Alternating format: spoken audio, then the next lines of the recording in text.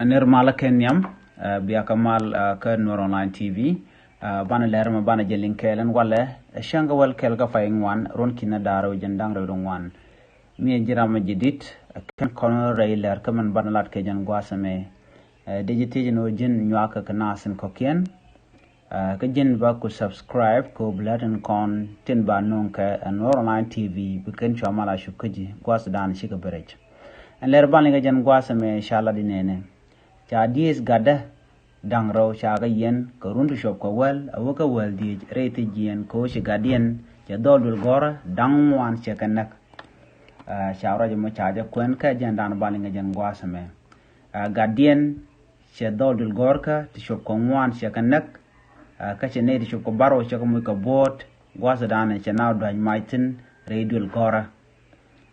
ban je chulin keli no ka dob danen ci rega me ci toga ja ka dob yan ka diëëth ka mo ke man ka no gwan mu yan ka ban je linkel shikmen chalen gwas ma ka tende chala de nene chala no cha diëëth gatdä ti shi gatdiɛn che dhɔɔl gora ti shup ko ngwan che kanak cha ka yen ka run wel a wakarun wel diëëth alo bëgg tere ti jiɛn ka run wel a wakarun wel diëëth ko shi ga gatdiɛn shi kana ko match ka chana to na kaja gatdiɛn shi kana ko match kan diëëth gatdä ti angur gatdiɛn ka kwa chu kana ko match ka kan match mo kan kana tawo gwa chu gatdiɛn chu match jo kan ka chu na do na kaja an gatdiɛn cha yen ka pek tegada gatdiɛn cha yen ka pek tegada en nikan diëëth karodian ala diëëth gatdä man kana gwan akan cha ko yena ka run wel a wakarun wel diëëth kaman cha jika kaman yan ka o kan chicken ga chicken ngeje jek bukan ko no maj bana ba ko na ga jere dul gora cha ka kam run wel o ko run wel die ti bukan kanin reti jiɛn ere ga moto kare wish kam Michigan USA la United States an ga dien te ko run wel die gwase na ga natin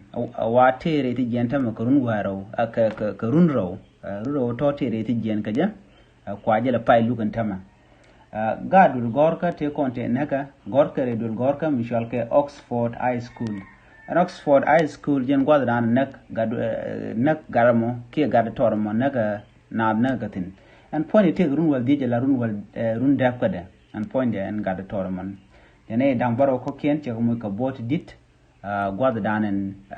dojana maitin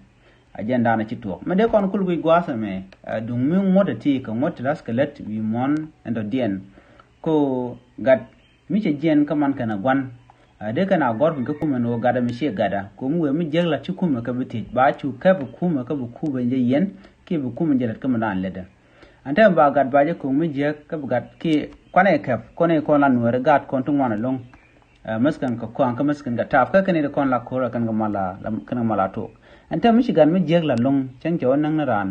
dong babu kan go kane dial shi mane ka jano shi mane jaka mako ba wi shar bi je ba ko lat bi rek ba to babu kam jene dial ko ne ka community na maka nuere